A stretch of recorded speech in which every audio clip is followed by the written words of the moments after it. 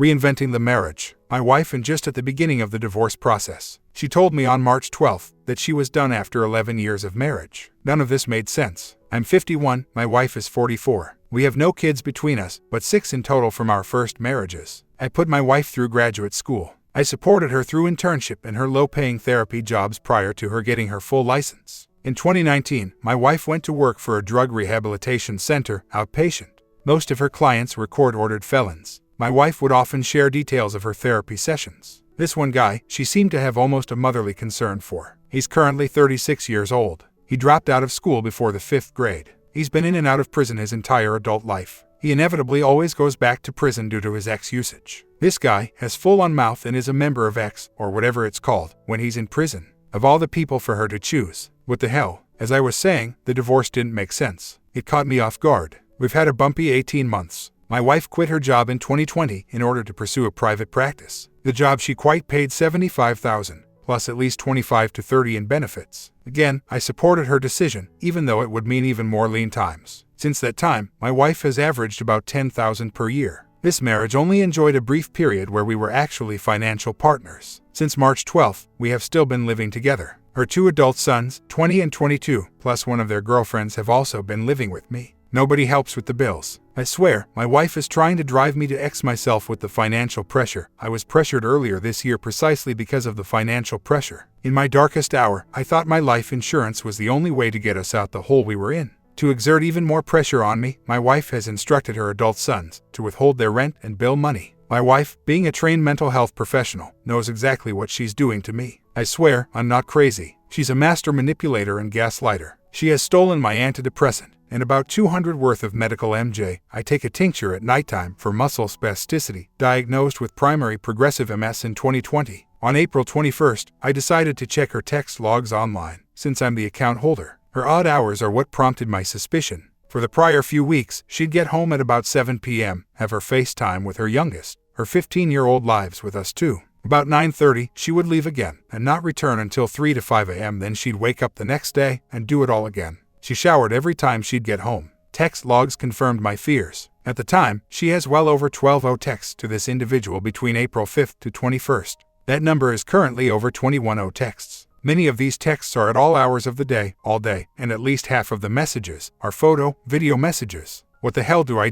I have put a voice recorder in her bedroom and car. I also have a GPS tracker on her car. It's in my name. I have a ton of circumstantial evidence, but I've not yet captured anything that is irrefutable proof. I highly suspect that my wife has tried X with this guy. She has been acting so bizarre. Oh, in the last few months my wife has informed me that she's a psychic and can see both the future and the past. She has witch's blood in her. Her first physical experience was with a woman. This wouldn't bother me, except that she didn't tell me until we were 10 years into the marriage. Our attorneys are meeting today. I'm pretty sure my guy is at least going to mention the text logs to let her attorney know that we have some pretty convincing circumstantial evidence. He will not be sharing about the GPS or voice records today. I don't know why I'm here or what I'm really asking for. I'm devastated, angry, hurt beyond words, but I still worry about her. Why? A few other things. On paper, her professional contact with this person was probably last documented just over 2 years ago. Guess how long the rules for physical contact apply for mental health care workers in my state? For her specific license, it's 2 years. That said, she has clearly been crossing boundaries with this guy for a long time.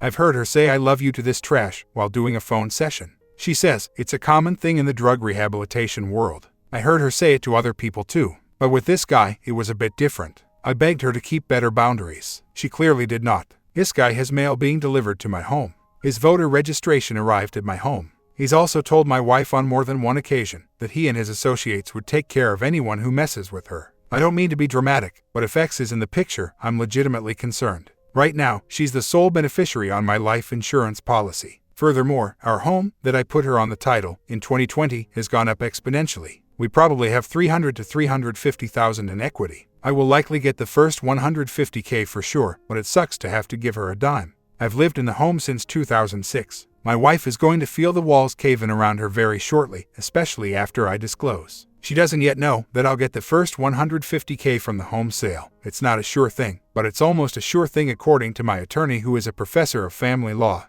Once she realizes how small her take is going to be after we pay the realtors any repair work that is required, if she agrees to share this cost, but she'll probably not, she's going to panic. A bit worried about what she might be able to talk this junkie into. If I fell off the face of the earth, she'd have $700K in her pocket. That buys a lot of X. I don't know what to do or what I should even do. I mean, at this point, I've zero interest in reconciling. Ever. But I sure would like to get definitive proof. My wife isn't using her therapy degree at the moment. She let it lapse on purpose to pursue a coaching career. In 2022, she earned $10,300 after taxes. Right now, she's working at some retail store, probably making around 19 divided by hour. I'm sleep deprived and I'm living in an extremely toxic home environment. Every adult in the home is colluding against me. These are people whom I have loved and helped raise over the last 11 years. Part of me really wants to blow up her license. I have enough evidence that the overseeing body would look into it.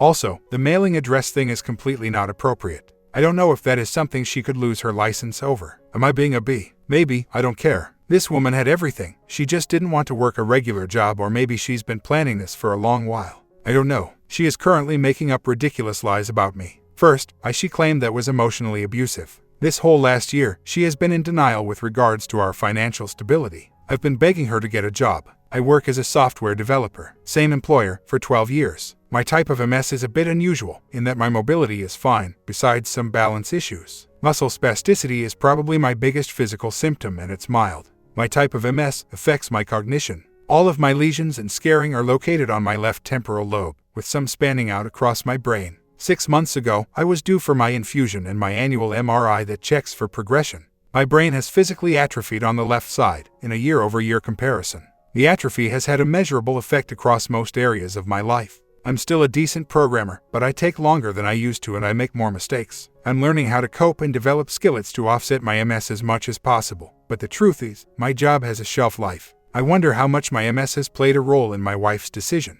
I'll never know. I've been busting my ass working my main job and driving Uber on top of that, just so I can support my STBX and her mooching kids. All the while, my wife is sleeping some trash, and when she's home, she's texting him. I can hear her giggle and laugh down the hall from me. Sorry if I'm a bit all over the map. As I mentioned, I'm sleep deprived and shell-shocked. In my state, one isn't allowed to make changes to accounts, to include life insurance policies, until it's stipulated in the temporary orders, which hasn't taken place. I've been begging my attorney to let me take off my gloves and kick the junkie out, turn off the internet, shut off their phone, take them off my insurance. Of course, I'd have done so by now if my attorney gave me the green light. Trust me, I do not enjoy being a doormat, and I'm making their stay as miserable as I can. Until temporary orders are in place, from my understanding, my hands are tied. My wife is locked out of my bank account. She's not able to touch my funds. According to my attorney, I'm not allowed to make changes to my life insurance policy, or basically any insurance policy, until temporary orders are set.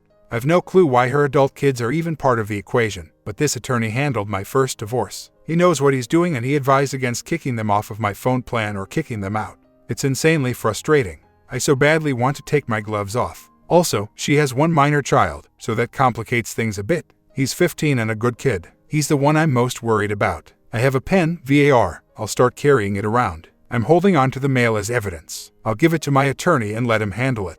Regarding the threats, they were more in general, spoken to her a few years ago. He told her the same thing more than once. It was not directed at me at the time, at least I don't think so. My worry is the mindset. My STBX has been making up ridiculous lies. She actually told her family that I had an affair with my ex-wife, who was 10 hours away, working 14-hour days at a business convention. I have absolute proof of my whereabouts. It's absurd. But she's also said I've become emotionally abusive over the last year, which is also complete BS. But when a gang-affiliated meth addict has sworn to take care of anyone that messes with her, her false allegations are a bit concerning. I mean, this guy would be putty in the hand of my wife. No education. She's a professional manipulator, and she knows this guy's trauma history. My attorney tried for a protective order, but we didn't get it.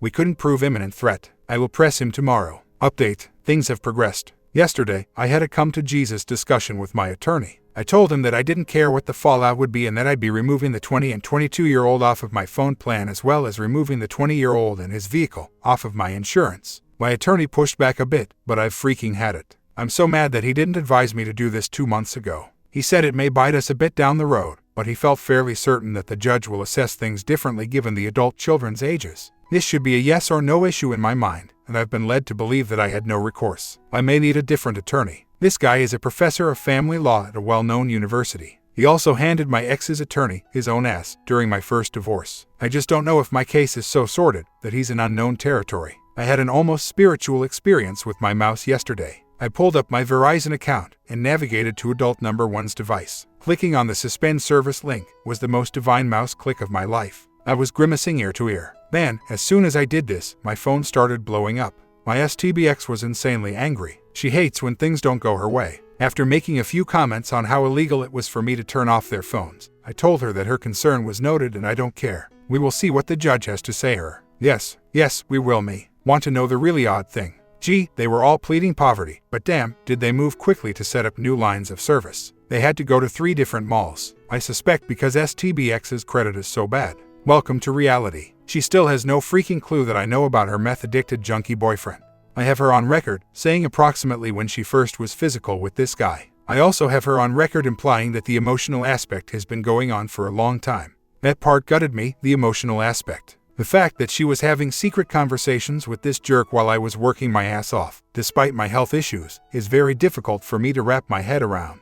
Everything makes sense now at least. I hate that I shared so much with this person whom I don't even recognize. I'm so angry. I've enough evidence to sick the overseeing body on her with regards to her license. She says she no longer wants to be a therapist, but I highly suspect she'll want it when she realizes how small her cut will be from the home sale. First $150,000 will go to me. It was a gift of equity. We purchased the home from a family member. She has no idea about this fact, but I've been the sole person paying the mortgage. The bank account always uses to pay it is in my name alone. The loan is in my name. She's on the title, so I'll have to take a loss, but having the first $150K makes a significant difference to her bottom line. By the time she's done paying her share of the closing costs, she'll have about $40,000 to $50,000 if my math is correct. She thinks she's going to get a huge payout. Nope, not happening. Granted, $40,000 to $50,000 will buy her another year of doing minimal work, but if her junkie BF is in the picture, they'll burn through that so quickly. Other issues, I am still getting this trashy mail at my address. It's increasing. My STBX waits for the mail to be delivered, so I can't intercept, but obviously she's missed a few days. The last bill was one from T-Mobile. This is no longer a random voter reg card. This is like a monthly bill. What the hell? The police said that I don't ever have to allow this individual to enter my home.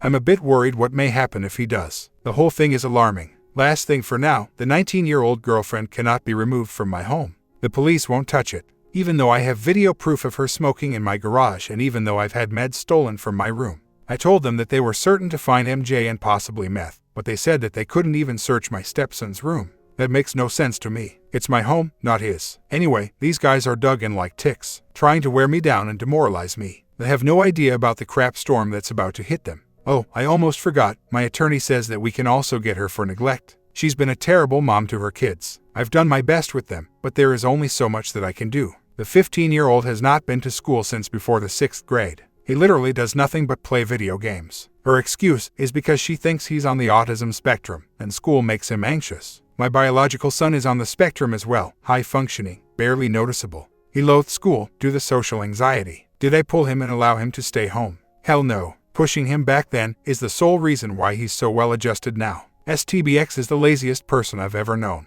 So far, only one of her 4 kids has graduated from HS. I would never use this information purely as leverage. He truly would be better off living with STBX parents. They are legitimately good people. My comment: so, your wife has a taste for the bad boys and used you to get to where she is now. What are you going to do? You have 2 choices. One is to tuck your tail and whimper away. The other is to do the 180 and find the best cutthroat lawyer you can and burn her world to the ground. She used you to support her because she couldn't do it without you. She didn't have the money to do so. You need to understand that she doesn't and has never loved you. I hope you had a prenup signed before you got married this time. Story 2. My wife looks like a slob around the house. It's always gray or white sweatpant and top. Looks like hands in France. It's like she doesn't want to try to look attractive around me. I get that it's nice to be comfortable when you're at home, but isn't there a more flattering option that doesn't look like an ad for a pill for depression? She doesn't work, so it's not like she's had a long day at the office and just wants to unwind. The kids are high school or older, so they don't require as much attention. If she goes out with friends, she looks nice. She actually has a great sense of fashion, just not around me. Lingerie would be nice, but that doesn't happen unless I beg. I wear scrubs all day, and when I come home, I try to look nice. I'm a healthy weight and in good shape. Is it too much to expect your spouse to want to look nice and attractive around you, or am I asking too much? I've talked to her about it, but her defense mechanism is to respond by blowing my claim out of proportion so it seems ridiculous. She would respond by saying something like, I guess I'm just supposed to parade around in front of you in a dress all day. The time I did bring it up, she got pissed and threw some gray sweatpants in the trash. Small victory, but she went to Target and got new ones. I think that there are comfortable options that are better than sweatpants. I think at the heart of this I want her to want to look nice for me. Leggings or yoga pants are great. A t-shirt is fine. I don't expect her to wear a form-fitting dress, but these gray and white sweatpants are so unattractive. Comfortable is fine. I think you can be comfortable and still look like you made an effort. Gray, cotton sweatpants just look sad. It seriously looks like Hans and Franz from SNL. I bet if this discussion was about a guy sitting around all day looking very blah, people would tell him to step up his game. Again, I'm not expecting office attire. Jeans are great. T-shirts are fine. On an episode of Big Bang Theory, Penny gets hooked on video games and lets herself go. She was sitting around all day playing video games in sweatpants. So, when a character needs to look like they are putting in no effort, the wardrobe department brings out sweatpants. It has gotten worse during the lockdown, but was happening before. I think a lot of people have been living in sweatpants for the last 2 years. I never worked from home, so I've been out in the world all this time. Leave the house for work before the kids are even up for school sometimes. So, when I see her in the morning, she might not even be out of bed. Then when I see her at night after I've come home and worked out, she's looking frumpy on the other end of the couch. First world problems, yeah, but how much effort are we talking about here? On other forums I've read about how you have to keep a spark in your marriage, go on dates, try to be attractive to your partner. I believe that people want to feel desired, and if you don't get it at home, you may find yourself posting in the divorce forums. Someone commented that if this were a guy, people would be calling for him to step up his game, get in shape, lose weight, stop wearing old t-shirts with holes in them, etc. Also, if sleeping together more than once a week defines a healthy marriage, then I would say the bar is set pretty low. I think it's sad if you're not finding time to be intimate with your spouse. And in case you're wondering, I make sure she crosses the finish line when she wants to.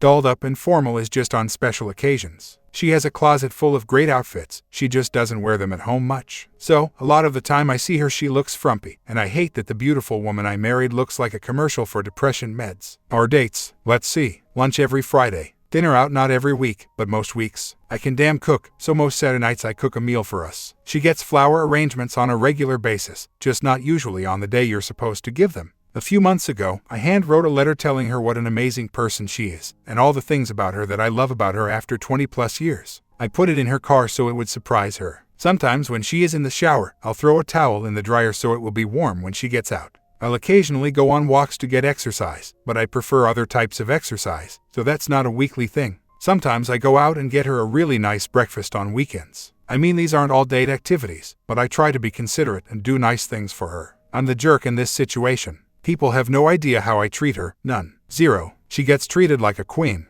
I've never told her that she doesn't meet my standards. Not one time. Some of you seem to think that if someone has a slightly negative opinion about one aspect of their partner's behavior, then that person is full of character flaws, and the marriage is on the brink of collapse. Maybe they're just mad that there are couples out there getting laid more than them and not fighting. Jesus. Or maybe sweatpants chic is your jam. My comment, I kind of see where he comes from. You want someone attractive to be around you. But you can be nice about it, I guess.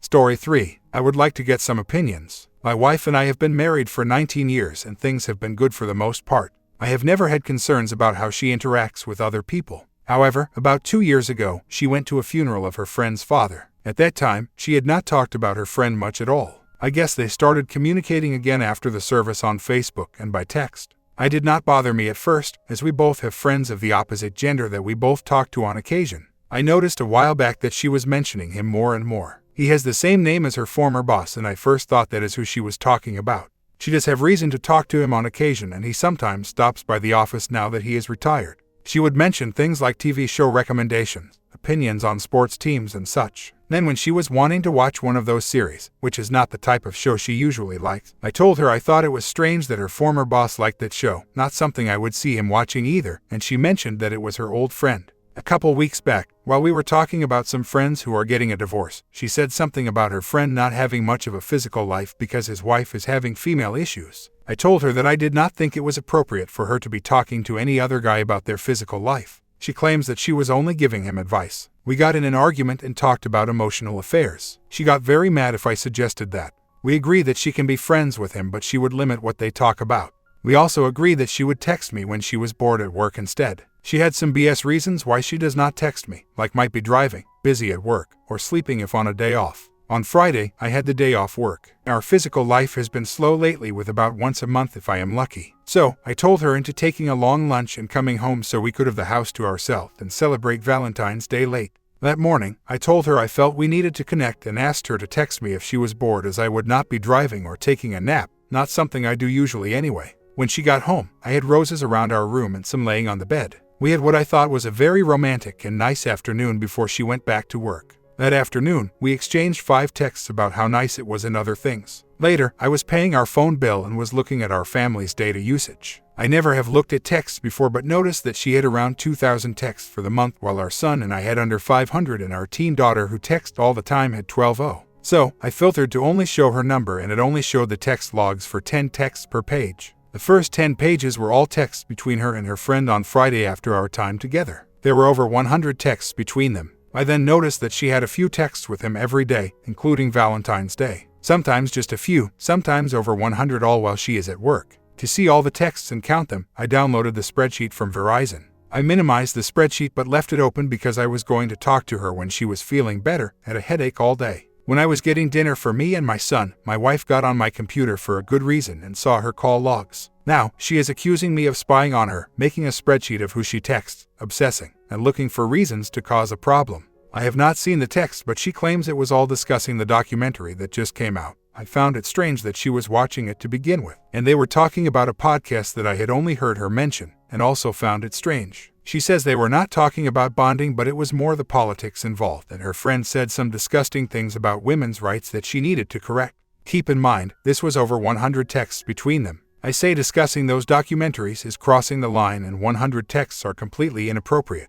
Especially when I asked her that morning to text me if she was bored. She said she did, 5 between us. She says that all of their conversations have been just friendly discussions that are nothing to worry about. She said that the Valentine's Day texts were all about how Mondays suck. She had a bad day due to work stuff. She has agreed to stop talking to him but is mad at me for spying and being controlling.